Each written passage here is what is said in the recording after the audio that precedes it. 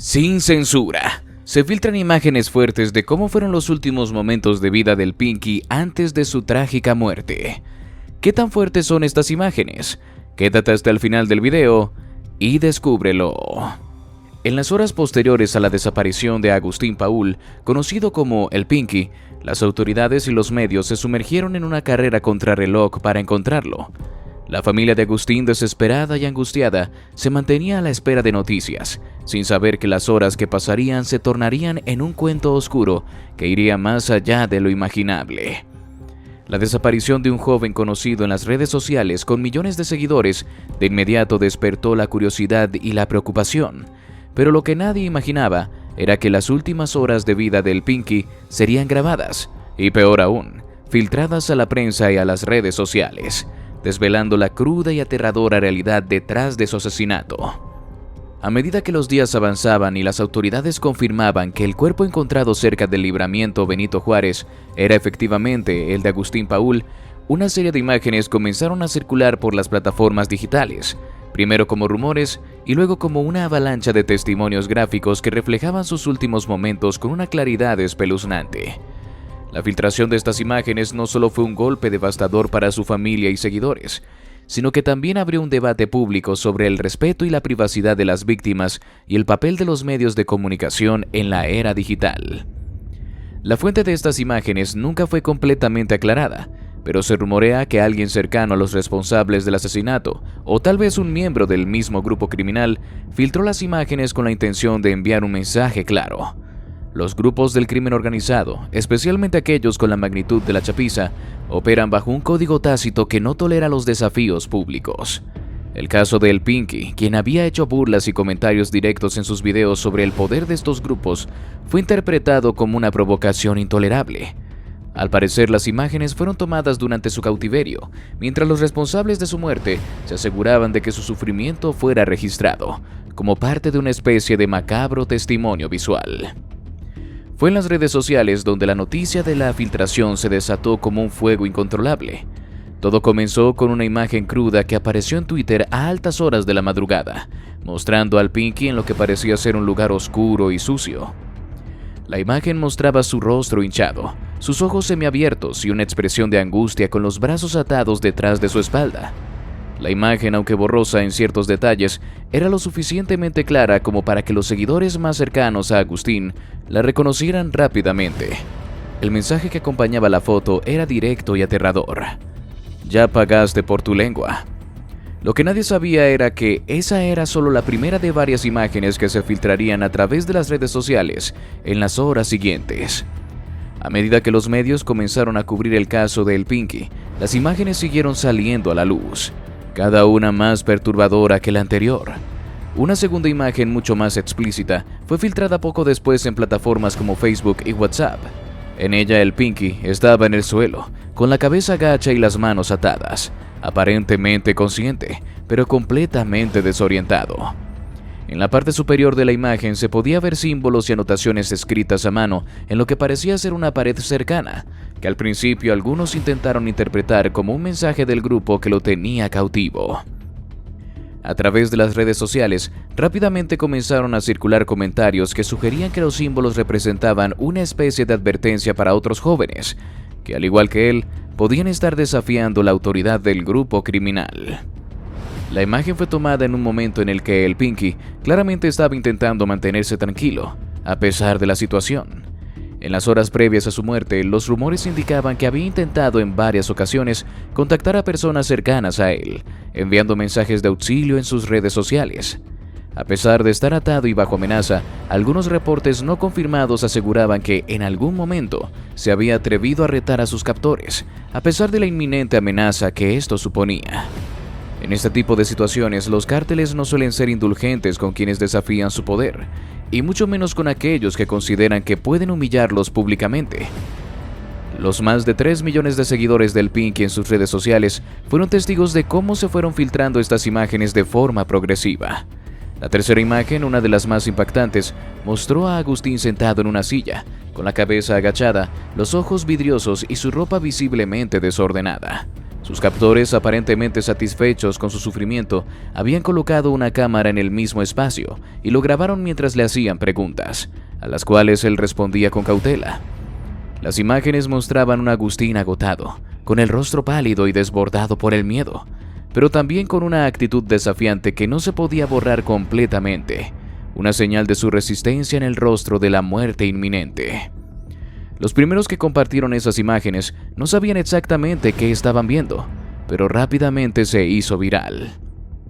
Los seguidores comenzaron a preguntar si alguien podía hacer algo para ayudar, mientras que otros, más realistas, empezaron a resignarse a la idea de que nada podría salvarlo.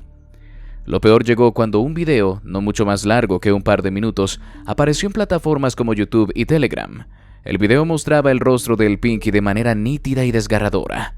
Se podía ver cómo, visiblemente cansado, con la voz quebrada, Agustín era obligado a mirar hacia la cámara, mientras una voz desconocida le preguntaba sobre sus supuestos vínculos con otros grupos. Aunque no se podía entender todo lo que se decía, el tono de la voz de quien lo interrogaba era amenazante. Las manos del Pinky estaban atadas a la espalda, y su postura estaba tensa, como si intentara encontrar una forma de defenderse de los ataques verbales que le llovían. El video se cortaba bruscamente, y lo siguiente que se mostraba era el rostro de Agustín completamente demacrado, con marcas evidentes de haber sido golpeado, mientras dos figuras encapuchadas aparecían en el encuadre. Los gritos fueron lo último que se escuchó antes de que el video terminara. La imagen final fue de una agresión que nadie se esperaba, y esa última visión de su sufrimiento, capturada en video, se difundió en las horas siguientes como un reguero de pólvora. Era un recordatorio cruel de la realidad en el que vivían muchos jóvenes en esa región, y especialmente de lo frágil que puede ser la vida en un entorno dominado por el crimen organizado. La rapidez con la que las imágenes se esparcieron fue asombrosa. En cuestión de horas, el video y las fotos de sus últimos momentos estaban en casi todas las redes sociales. Algunos usuarios, al darse cuenta de la magnitud del daño que representaban esas imágenes, intentaron pedir que se borraran, argumentando que era un acto de respeto hacia la víctima y su familia. Sin embargo, las publicaciones continuaron en circulación y la presión mediática sobre las autoridades para que resolvieran el caso aumentaba cada minuto. En los medios locales y nacionales, los reporteros se veían obligados a cubrir los detalles de la filtración, pero el hecho de que fueran imágenes tan sensibles y personales generaba una discusión ética sobre el límite entre el derecho a la información y la invasión de la privacidad. La primera vez que la madre de Agustín habló públicamente fue durante el velorio de su hijo, en el modesto hogar familiar en Barrancos, un barrio popular de Culiacán. La casa estaba llena de amigos, familiares, vecinos y fanáticos de su hijo que habían acudido a rendirle homenaje. Afuera, un pequeño grupo de reporteros esperaba captar sus palabras, mientras la familia intentaba procesar la pérdida. Finalmente, con la voz quebrada, pero con una determinación que nadie esperaba, la madre de Agustín salió al patio donde se habían reunido las cámaras y los micrófonos, decidida a hablar. «Mi hijo no era un delincuente, no era malo», fueron sus primeras palabras, pronunciadas con una mezcla de orgullo y desesperación. La madre, una mujer de mediana edad con el rostro marcado por el dolor, llevaba entre las manos una fotografía de Agustín de niño, como si al sostenerla pudiera recordar los días antes de que el peligro y la violencia se convirtiera en parte de su vida. Agustín solo quería hacer reír a la gente, quería ser alguien, quería que lo conocieran por su carisma, por su forma de ser. Nunca imaginé que esto terminaría así. La emoción en su voz era evidente, y aunque intentaba mantenerse firme, sus palabras estaban teñidas de lágrimas. Habló de cómo Agustín había crecido en un barrio humilde, donde la violencia era parte del entorno, pero siempre había intentado mantenerse al margen de los problemas. Desde chiquito a él le gustaba llamar la atención. Era el niño que siempre hacía bromas, que siempre quería alegrar a los demás, pero nunca pensó que lo que hacía podría meterlo en problemas. En su declaración, la madre de Agustín también expresó su incredulidad ante la forma en que su hijo había sido señalado y castigado por las mismas personas que, en sus palabras, deberían proteger a los jóvenes como él. «No entiendo cómo alguien puede ser tan cruel. ¿Qué les hizo mi hijo?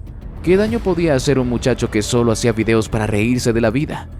Estas preguntas, llenas de impotencia, parecían estar dirigidas tanto a los responsables de la muerte de Agustín como al sistema que había permitido que algo así sucediera. Uno de los momentos más conmovedores de sus declaraciones fue cuando recordó el último día que vio a Agustín. La última vez que lo vi me dijo que no me preocupara, que todo iba a estar bien, dijo entre sollozos. Yo lo vi nervioso, lo noté, pero nunca pensé que algo tan terrible podría pasar. Ahora me pregunto si sabía que algo malo iba a ocurrir, pero no quería preocuparme. Esta reflexión dejó a todos los presentes en silencio, mientras la madre intentaba contener las lágrimas. La madre de Agustín también aprovechó la oportunidad para dirigir un mensaje a los jóvenes que, como su hijo, viven en un entorno donde la violencia parece inevitable. A los jóvenes que están viendo esto, les digo que tengan cuidado, que no se dejen llevar por las malas influencias, que no crean que todo es un juego. Mi hijo pensó que podía reírse de todo, que nada iba a pasarle, pero miren cómo terminó. No quiero que otra madre pase por lo que yo estoy pasando. Aunque su declaración estuvo llena de tristeza, también hubo momentos de furia. La madre no solo culpó a los responsables directos de la muerte de su hijo, sino también a las autoridades que, según ella, habían fallado en protegerlo. ¿Dónde estaban cuando mi hijo pidió ayuda? Porque él lo dijo, él recibió amenazas y no hicieron nada. Ahora vienen a decirme que van a investigar, pero mi hijo ya está muerto. ¿De qué me sirve la justicia ahora?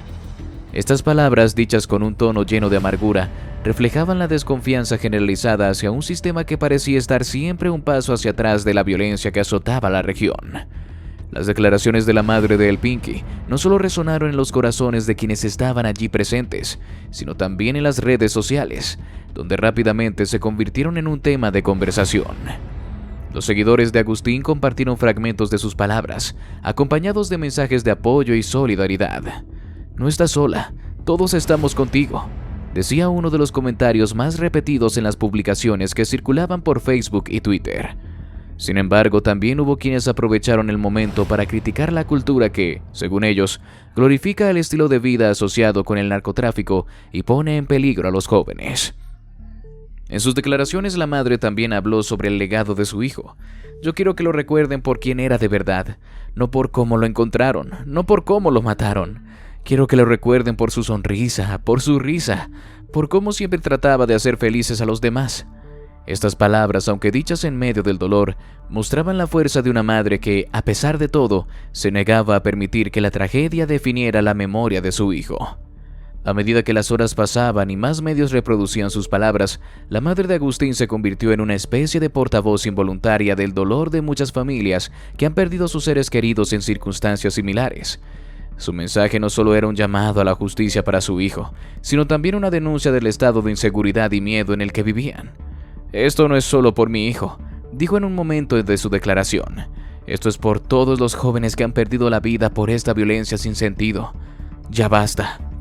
En cuestión de horas, su asesinato se convirtió en el centro de atención no solo en Culiacán, sino en todo México, generando indignación, miedo y una ola de comentarios que exigían justicia.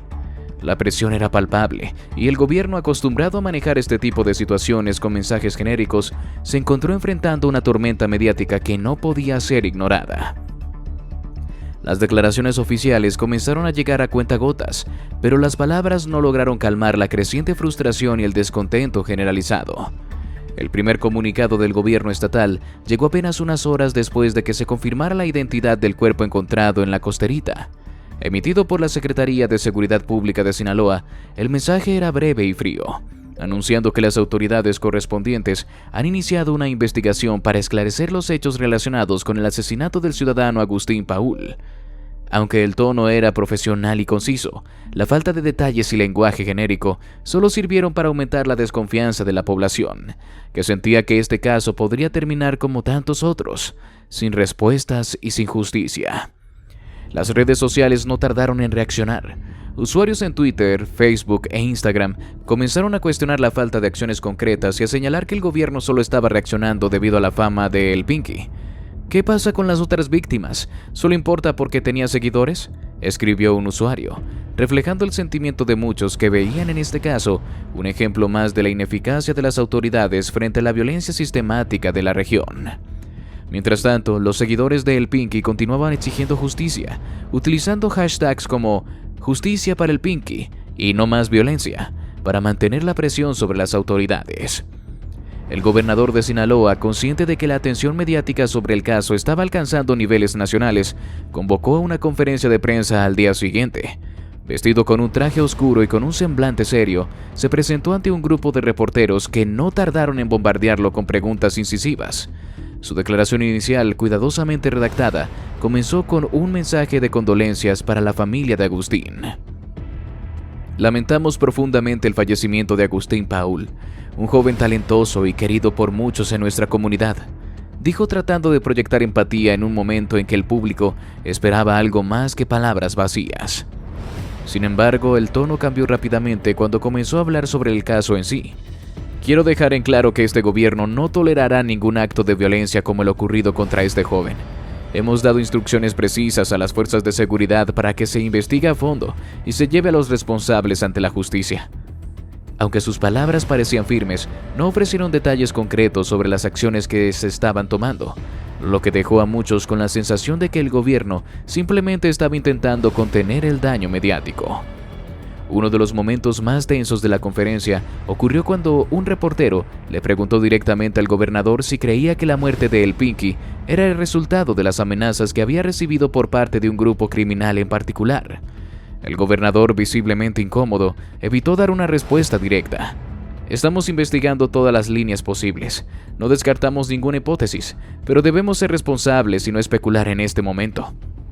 Esta falta de claridad fue interpretada por muchos como un intento de evitar mencionar a la chapiza, el grupo señalado en los rumores como responsable del asesinato.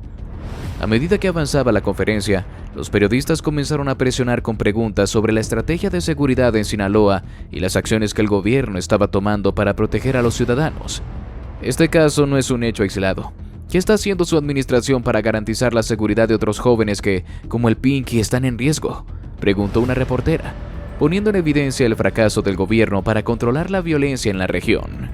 El gobernador, evidentemente frustrado, respondió con un discurso repetitivo sobre la complejidad del problema y la necesidad de trabajar en conjunto con las fuerzas federales, pero sin ofrecer soluciones concretas.